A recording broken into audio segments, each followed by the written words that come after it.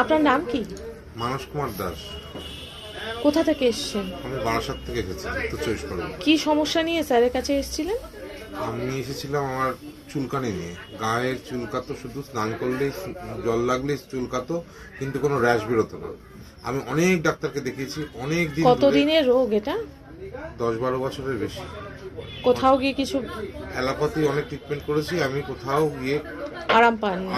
আরাম সুরা হয়নি। আমি কোনোদিন সুস্থভাবে, এখন যে সুস্থতা আছি তখন আমি কোথাও পাইনি। তা আমি এখানে এই ডাক্তারবাবুর কাছে এসেছিলাম হচ্ছে জুলাই মাসে। আর প্রথম ওষুধ যে ডোজটা দিয়েছিলেন সেটা খেয়েছিলাম, তারপরে নেক্সট ডোজটা আমি অনেকটাই কিওর। এখন সেভাবে আমি সুস্থভাবে রয়েছি।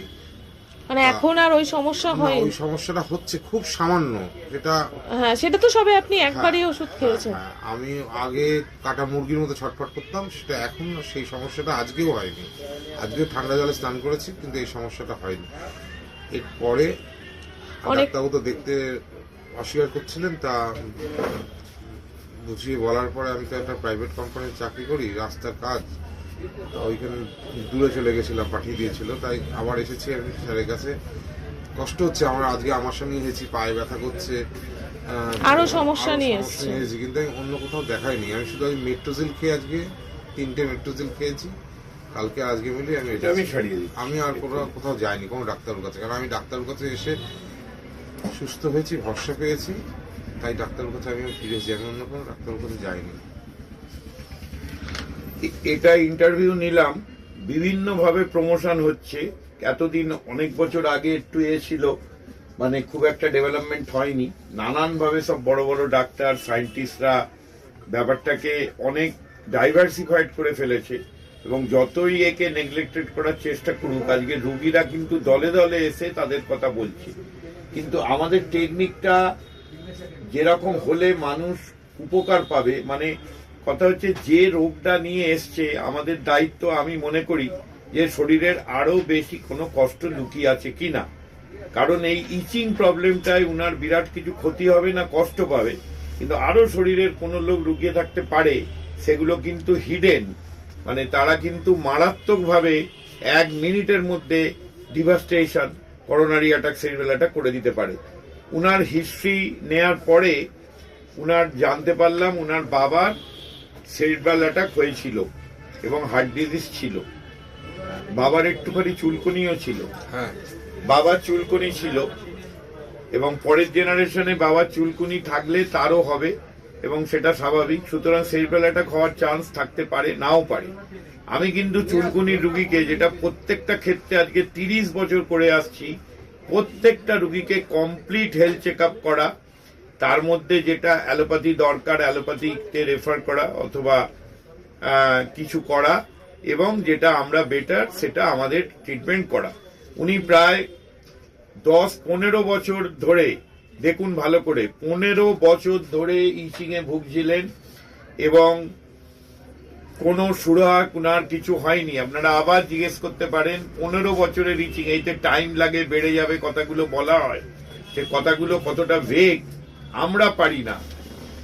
এত ডিফিকাল্ট এবং এত লেবোরিয়াস সাবজেক্ট, হিস্ট্রি টেকিং, তাকে স্টাডি করা এবং লেটেস্ট ইনভেস্টিগেশন গুলো জানা, মডার্ন টেকনিকের সঙ্গে ফিলোসফিকে ম্যাচ করা, একটা বিরাট ব্যাপার, লং প্রসিডিওর, কিন্তু সারতে ম্যাজিকের মতো খুব কম সময় লাগে।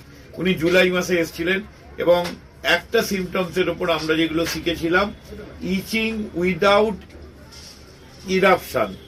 ইরাপশন কিচ্ছু ছিল না, কিন্তু কিচিং হতো। তাতে একটা মেডিসিন দেয়া ছিল, জানতাম, ডলিকোস। 38টা ডোজ দিয়েছিলাম। কিন্তু আমার মনে হয়েছিল এই যুগে এইভাবে প্রেসক্রিপশন করলে কতটা কাজে দেবে।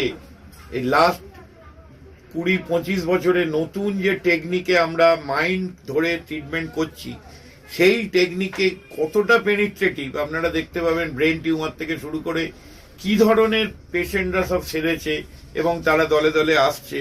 সুতরাং আমি ডলিকোস দেওয়ার পরে, উনি দূরে থাকেন যাতে আসতে না হয়, গ্রুপ এ তে ডলিকোস দেওয়া ছিল, আর গ্রুপ বে তে দিয়েছিলাম ভেরেট্টাম অ্যালবম। ডলিকোস কিন্তু খুব একটা কাজ করেনি, ভেট্রামেলবম দেওয়ার পরে কিন্তু এতদিনের ইচিং অনেকটা ভালো হয়ে গেল, অনেকটা, প্রায় 80% ভালো। দেখতে হবে 18 বছরের 15 থেকে 18 বছরের ইচিং এবং জেনেটিক ফ্যাক্টর, এই ভেট্রামেলবম দেওয়ার সুবিধে হচ্ছে যে যদি আরো কোনো ডিজিজ থাকে ভেতরে সেগুলোকে কিন্তু কমব্যাট করার ক্ষমতা এর আছে, কিন্তু ডিজিজগুলো বার করতে হবে। যেমন ধরুন ওনার ইমিউনিটি ডেভেলপ করলে হার্ট অ্যাটাকের সম্ভাবনা কমে যাবে, সেলুলার অ্যাটাকের সম্ভাবনা চলে যাবে। ইউরিক অ্যাসিড একটা মেটাবলিক ডিফেক্ট ওনার, আমি কিন্তু পরীক্ষাগুলো সেদিনই লিখে দিয়েছিলাম, lipid profile, sugar, fasting, ECG, শুধু ওর বাবার সেলুলার অ্যাটাক হয়েছে দেখে। আজকে উনাকে আমি সিগারেট স্মোকিং এর হিস্ট্রি দেখে এবং কোলেস্টেরল হাই, গুড কোলেস্টেরল কম এবং ব্যাড কোলেস্টেরল বেশি, এলডিএল বেশি, এইচডিএল কম, এগুলো খুব একটা বেশি কিছু নয়, কিন্তু স্মোকিং এবং জেনেটিক ফ্যাক্টর এত পজিটিভ, যার জন্য আমি আজকে নতুন করে আবার পরীক্ষা লিখলাম। সেটা হচ্ছে যে একটুখানি সামান্য হার্ট ব্লক হয়েছে কিনা দেখার জন্যে আমি লিখলাম CT angio cardiac. CT angio কার্ডিয়াকটা আমরা করে নিলে আগে থেকে বুঝতে পারি, এতে অ্যাঞ্জিওপ্লাস্টি করার স্কোপ থাকে না, কিন্তু আমরা মোটামুটি আর্টারির ভেতর ব্লক হয়েছে কিনা বুঝতে পারি। আর লিখলাম সিপিকে, সিপিকেএমবি, এসজিওটি এবং এলডিএ, এটা হচ্ছে কার্ডিয়াক প্রোফাইল, এগুলো জানবার জন্য। তার মানে ইচিং এর জন্য এলে আমাদের ডিউটি কিন্তু অন্য আর ভেতরে কি রোগ আছে সেটা বার করা। যেমন এর মধ্যে কোলেস্টেরলের জন্য কিন্তু আমি অ্যালোপ্যাথি মেডিসিন খাওয়ার জন্য সাজেস্ট করেছি, কারণ আমার মনে হয় এই কন্ডিশনে কোলেস্টেরলের ট্রিটমেন্ট অ্যালোপ্যাথি ওষুধ খাওয়া বেটার। বাকি কাজটা আমি করছি, পরীক্ষাগুলো সময় মতো করিয়ে নেবে। এবং 18 বছরের 15 থেকে 18 বছরের skin problem, well indicated medicine ডলিকোজ খুব একটা কাজ করলো না, ভেট্রামেলবম কাজ করলো। কিভাবে ভেট্রামেলবম দিলাম সেটা একাডেমিক ব্যাপার, সেটা আমি ইউটিউবে বা অন্য সব প্ল্যাটফর্মে ছড়িয়ে দিচ্ছি। Thank you.